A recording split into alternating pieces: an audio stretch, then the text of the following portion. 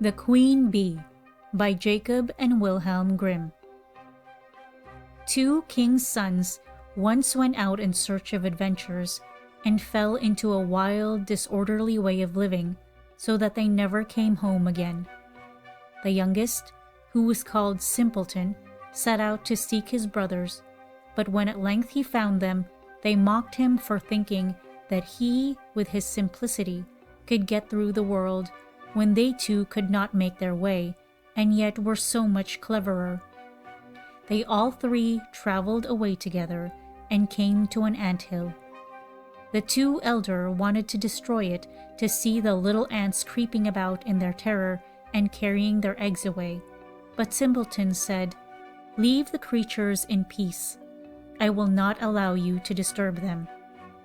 Then they went onwards and came to a lake on which a great number of ducks were swimming.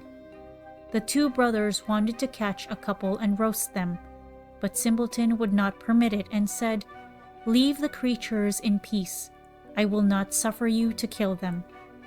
At length they came to a bee's nest in which there was so much honey that it ran out of the trunk of the tree where it was. The two wanted to make a fire beneath the tree and suffocate the bees in order to take away the honey. But Simpleton again stopped them and said, "Leave the creatures in peace. I will not allow you to burn them." At length, the three brothers arrived at a castle where stone horses were standing in the stables and no human being was to be seen, and they went through all the halls until quite at the end they came to the door in which there were 3 locks. In the middle of the door, however, there was a little pane through which they could see into the room. There they saw a little gray man who was sitting at a table. They called him once, twice, but he did not hear. At last they called him for the 3rd time, when he got up, opened the locks, and came out.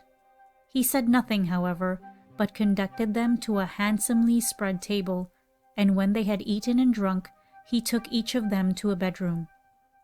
Next morning the little gray man came to the eldest, beckoned to him, and conducted him to a stone table on which were inscribed 3 tasks, by the performance of which the castle could be delivered. The first was that in the forest beneath the moss lay the princess's pearls, 1,000 in number, which must be picked up, and if by sunset 1 single pearl was wanting, he who had looked for them would be turned into stone.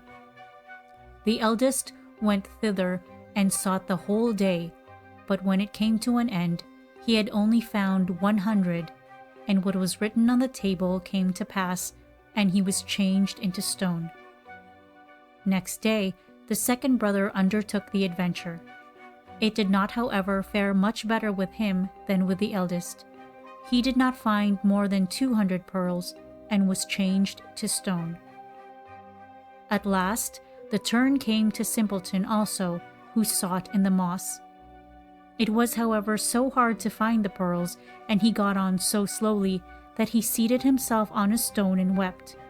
And while he was thus sitting, the king of the ants, whose life he had once saved, came with 5,000 ants, and before long the little creatures had got all the pearls together and laid them in a heap. The second task, however, was to fetch out of the lake the key of the king's daughter's bedchamber. When Simpleton came to the lake, the ducks which he had saved swam up to him, dived down, and brought the key out of the water. But the third task was the most difficult. From amongst the 3 sleeping daughters of the king was the youngest and dearest to be sought out. They, however, resembled each other exactly, and were only to be distinguished by their having eaten different sweetmeats before they fell asleep. The eldest, a bit of sugar, the second, a little syrup, and the youngest, a spoonful of honey. Then the queen of the bees, which Simpleton had protected from the fire, came and tasted the lips of all 3, and at last she remained sitting on the mouth which had eaten honey, and thus the king's son recognized the right princess. Then the enchantment was at an end. Everything was released from sleep, and those who had been turned to stone received once more their natural forms.